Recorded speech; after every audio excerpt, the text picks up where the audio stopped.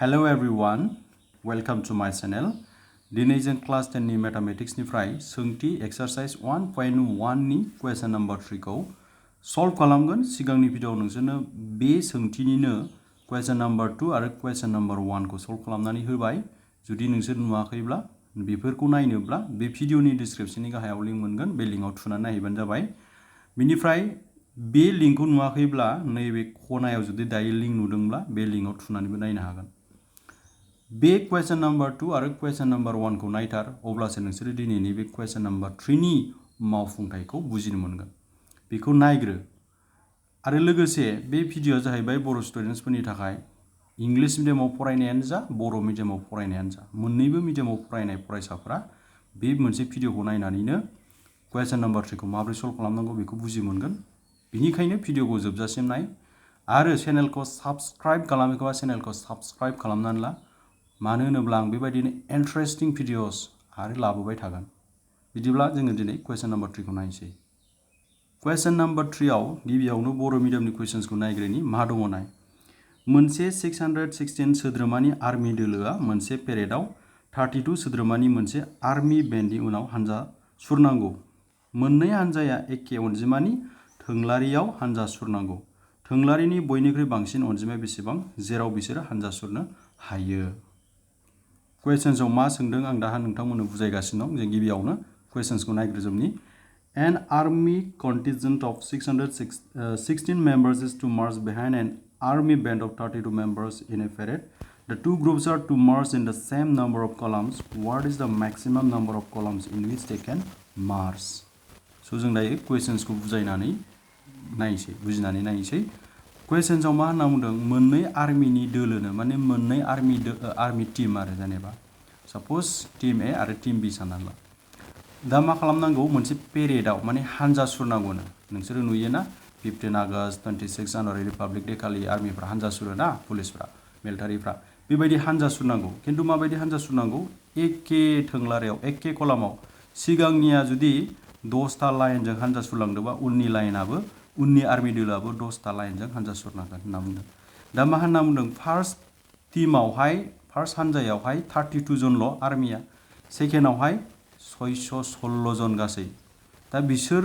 32 जना जेसेबां लाइनाव हानजा सुरलाङो बै 616 आर्मिफ्राबो बेसेबांखिनि लाइनावनो हानजा सुरलांनांगोन आरो। होमब्ला बांसिन बेसेबां लाइनाव हानजा सुरनो हागोन बेखौ दिहुननो होदों। मेक्सिमाम जेब्ला बेबायदि एग्जामाव बेबायदि टाइपनि कुवेशन्स फैयो, बांसिन होननानै सोंनाय फैयो, मेक्सिमाम होननानै सोंनाय फैयो, अब्ला गोसोआव लाखि HCF दिहुननांगौ दै। HCF माने हाइस्ट कमन फैक्टर, माने जोङो मा दिहुननांगौ, डेआसा। बे डेआसाखौ माबोरै दिहुननांगौ क्वेश्चन नम्बर 1 आव आं अलरेडि फोरोंखादोंमोन, ओंखायनो बे भिडियोखौ नायग्रोथार होनना बुंदों। अके, क्वेश्चन नम्बर 2 आवबो जों बेखौ बाहायदों एसे। बे क्वेश्चन नम्बर 2 नि फर्मुलाखौनो जों बेवहाय बाहायगोन, क्वेश्चन नम्बर 1 आरो क्वेश्चन नम्बर 2 नि। बे क्वेश्चन्सखौ प्रेक्टिकेलि बुजिसिननो थाखाय आं नोंसोरनो मोनसे एग्जाम्पल होग्रोनि। भिडियोआ एसे गोलाव जागोन, खिन्थु नायलांबाय था, नोंसोर साबसिन बुजिगोन होननानै आं गेरेन्टि होनो हाखायो। बेयाव मोननै चक पेन्सिलनि थुख्रा लाबाय आङो। नोंसोर सानना ला बे आर्मि, बे मोनसे आर्मि टीम, नैबे मोनसे आर्मि टीम। होमबा नैबेखौ जोङो ए हमना लानोसै, सरि नैबेखौ ए हमना लानोसै, जों नैबेखौ बी टीम। नैबावहाय गासै आर्मिया 9 जन दं दै, आं बेखौ दायो सानबाय थाला, गासै आं 9था लाखादों बेवहाय 9 जन आर्मि दं सानना ला, नैबाव 12 जन दङ। अके, दा बिसोरखौ बुंबाय नोंसोरो बांसिन बेसेबां जौथङाव बेसेबां कलामाव हानजा सुरनो हागोन दे, माने मेक्सिमाम बेसे लाइनाव हानजा सुरनो हागोन, समान समान जानांगोन दे खिन्थु होनना बुंबा। बिनि प्रब्लेमा मा नायग्रोनोसै जोङो। फार्स्टआवनो नायग्रोनोसै नैबे 9 जन आर्मिया हानजा सुरग्रोनोसै माबायदि जागोन नाय। स' नैबे 9 जन आर्मिया मोननै जौथङाव मोननै कलामाव हानजा सुरनोसै होनना सानबाय। ओरैखौ जौथं होनना सानना ला दै, ओरैखौ कलाम होनना सानना ला, खिन्थु बे र'सो। नाय, बुजिनो थाखाय आं बिदि खालामबाय। बेखौ जोङो मा होनना बुङो, कलाम होनना बुङो। बिसोरो मोननै कलामाव मोननै जौथङाव हानजा सुरनो हानाय नङा, मानो होनबा नोंहा मोनसे आग्लायगोन नै, मोनसे आग्लायगोन ना। होमबा बेसेबां जौथङाव हानजा सुरनो हागोन बिसोरो, मेक्सिमाम मोनसेयावथ' हानजा सुरनो हाखायो, नाथाय जोंनो बांसिनखौसो नांगौ नालाय मोनथामाव साथाम हागोनदां। नुबाय, साथाम हायोना, सानैबा हाया, दिगदार जायो। होमबा साथाम, अके, मोनसे लाइनाव साथाम, मोनथाम कलमाव हानजा सुरबाय 9 जना दाना नैबे 12 जना बेसेबाङाव हागोन जों नायनि नैबेथ' मोनथाम मेक्सिमाम बेसेबाङाव हायो बियो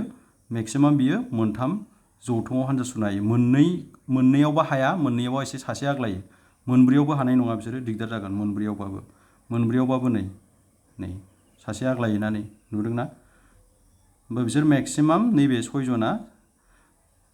मोनथाम कलामाव हानजा सुनो हागोन दानिया जों 12 जनखौ नायनोसै दानिया नैबे 12 जन आर्मि दोलो नैबे 9 जन मोनदै आं बेखौ एसे ओरै फिदिंबाय जोंहा ओरैबा भिडिअ नुजोबनाय नङा बेफोरखौ नुजोबनाय नङा ओंखायनो आं एसे फिदिंबाय नाय बेखौ मा होनना सानना ला जौथुम होनना सानना ला दै बे मोनथाम लाइनाव हानजा सुदों बेबो मोनथाम लाइनाव हानजा सुनो हायो ना हाया 12 जनाबो हायो आरामसे हायो नै मोनथाम लाइनाव हायो अके मोनसे लाइनाव मोनसे जौथुमाव साबेसे लाइन आगान सुनांगोन सासे सानै साथाम साब्रै लाइन हानजा सुनांगोन बिसोरो मोनसेयाव नै खिन्थु बेना साबेसे हानजा सुनांगोन साथाम मोनसे लाइनाव साथाम खिन्थु नैबेनिया मोनसेयाव साब्रै हानजा सुनांगोन होमबा बियो बेजों समान हानजा सुनोबा मेक्सिमाम बेबो बेसेबांसिम हायो मोनथामसिम हायो बिनि बारा हागोन ना हाया हायो बाराबो हायो नै बियो गोसो जायोब्ला मोनबेसे लाइनाव हानजा सुनो हायो मोनब्रै लाइनाव माने मोनब्रै कलामाव हानजा सुनो हायो नाथाय मेक्सिमाम बियो बेसेबाङाव हानजा सुदों बेबो बेसेबांआवनो हानजा सुनांगोन बियो मोनथाम कलामाव हानजा सुदोंबा बेबो जिहेतु मोनथाम कलामावनो हानजा सुनांगोन नालाय बेयो मोनब्रैयाव हानजा सुनो हानाय नङा कुवेसन्स बायदि होमबा जोंहा नुबाय जानांगौ 9 जन आरो 12 जन आर्मि दोलोआ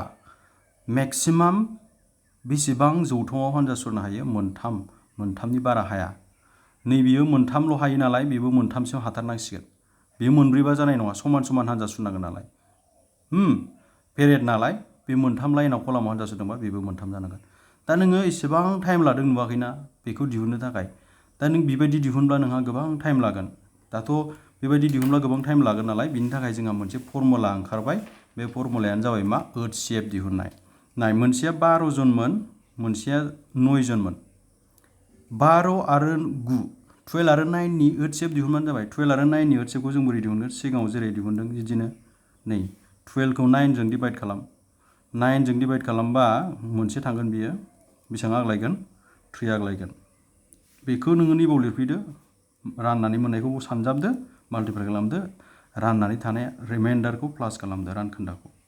दानिया आरो सोरखौ लिरदोलाय 9 आरो सोरखौ लिरदोलाय 3 खौ बा 9 खौ 3 आ रानबा बेसेबां गोलैगोन 3 नै 3 into 3 प्लास मा जागोन 0 राननानै मोननाया 3 रिमाइन्डारा 0 होमबा ग्रोब राननो हादों सोर 3 ओंखायनो 12 आरो 9 नि HCF आ बेसेबां 3 होमबा एन्सारा 3 खौनो मोनदों नै माने 12 जन आर्मि आरो 9 जन आर्मिया मेक्सिमाम मोनथाम लाइनाव हानजा सुरनो हागोन थिग बेबायदिनो जोंहा नैबेखौबो सल्भ खालामनांगौ आरो दानिखौ अके स' जों मिथिबाय HCF दिहुनबानो जोङो बेबायदि प्रब्लेमखौ सल्भ खालामनो हायो जों HCF दिहुनसै स' जों ओंखायनो मा लिरगोन 616 आरो 32 नि HCF आनो जागोन जोंनि फिननाय माने जोंनि फिननाया मा जागोन जोंनि एन्सारा 616 आरो 32 नि HCF इंलिश मिडियामफोरना ओरै लिरदो द HCF of 616 and 32 is the required answer ओरैबायदि लिरबा साबसिन जागोन बेवहाय इंलिश मिडियामफोरना बेवहायनि जायगायाव here okay you write here होमबा 616 आरो 32 नि जों HCF खौ दिहुननो थाखाय मा खालामगोन 616 खौ 32 जों डिभाइड खालामगोन डिभाइड खालामनायनि सिगां राननायनि सिगां बेबायदि लिरना लाग्रोबानो जाबाय अके होमबा नायदो जोङो डिभाइड खालामसै बेवहायबो मोननै बेवहायबो मोनथाम दङ नाथाय मोननैखौ लाग्रो 61 खौ रानग्रोनि जोङो 61 खौ 32 जों रानग्रोनि जिहेतु बेहा रानग्राया मोननै नालाय होमबा 32 मोननैबा जोंहा मा जागोन 32 मोननैबा 64 जागोन जोङो 61 खौ रानग्रोनि सानना ला 61 थालिर फिथाइ दङ 32 जन मानसिजों राननांगौ थाइनै गोलैखानाय नङा थाइनै गोलैनोबा नोंहा 64 था थालिर फिथाइ नांगोन खिन्थु थालिरा नोंहा 61 जनल' ओंखायनो जों मोनसे हरग्रोनोसै मोनसे हरबा जोंहा बेसेबां फैगोन नायदो बे 6 खौ लाबोखादो 11 निफ्राय 2 फैयोब्ला जोंहा बेसेबां फैगोन 9 बेसेबां थाखो 5 निफ्राय 3 फैयोब्ला जोंहा 2 नै 296 थाबाय आरो रानजाबावगोन बियो 296 आ 32 जों जोङो 296 खौ रानसै दानानै माने मोनथाम लानोसै जोङो मोनथाम मानो होनबा नैबे मोननैया नैबेनि फिसासिन जाबाय नालाय मोनथाम 296 होमबा जोङो 296 खौ 32 जों डिभाइड खालामबा एकदम 296 नि खाथियाव मोनहैनाय माबा मोनसे अनजिमा लादो 9 लानि जोङो 9 लाबा जोङो खाथिसिनाव मोनहैगोन 9 लाबा बेसे मोनहैगोन जों 288 मोनहैगोन नै आरो 10 लाबा बांद्रायगोनलाय ओंखायनो 10 लानो हाला होमबा बेसे जागोन बियो माइनास खालामबा जोंहा बेयो 8 जागोन नै 8 आ 32 नि फिसासिन जाबाय होमबा जोंहा बे फिसासिन जानाय माने मा बे रिमाइन्डार जाबाय बे रानखोन्दा जाबाय थारमाने 616 था थालिर फिथाइखौ 32 जन मानसिजों रानोब्ला नोंहा बेसे गोलैयो 19 था थालिर फिथाइ गोलैगोन ओमफ्राय थाइबेसे आग्लायगोन 8 था आग्लायगोन थालिरा बेखौनो निबाव लिरदो राननानै बेसेबां गोलैदों 19 था गोलैदों सासेयाव ओमफ्राय बेसे आग्लायदों थालिर फिथाइया 8 था आग्लायदों अके जेबो गोरा गैया दानिया नैबेयो 0 जायागौ माने नैबे लास्टनिया लांबाय था दायो जों सोरखौ लानोसैलाय नैबे 32 जों 8 जोंखौ लानोसैलाय नैबाव 32 लानोसैलाय आरो नैबाव 8 लानोसैलाय एकदम गैथारा आरो नों मिथिखायो नै 32 खौ दानिया माजों डिभाइड खालामदोलाय 8 जों डिभाइड खालामदो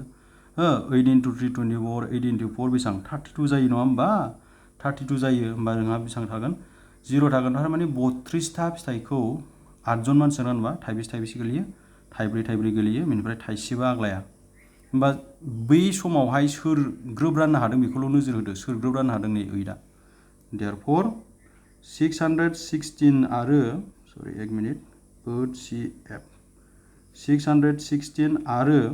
सोरनि 32 नि HCF बेसेबां जागोन 8 मानो 8 जागोन 8 आ